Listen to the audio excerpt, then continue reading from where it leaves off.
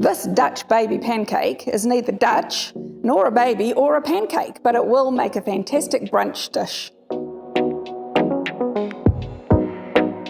For this dish, we need to preheat the oven with the pan inside. You need a high-sided frying pan or skillet.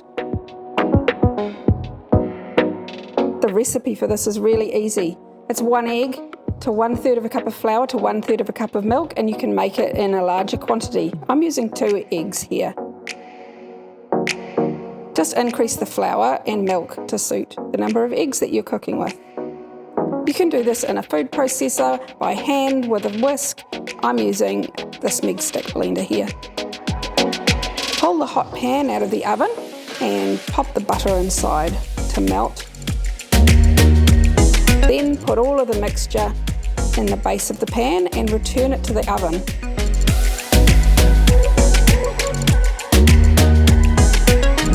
You'll be amazed at how fast it grows and forms its own bowl. This crispy light dish can be filled with whatever you like. I'm using lemon curd and berries here, but you could even use a savoury mixture if you wanted to. It's a perfect brunch dish.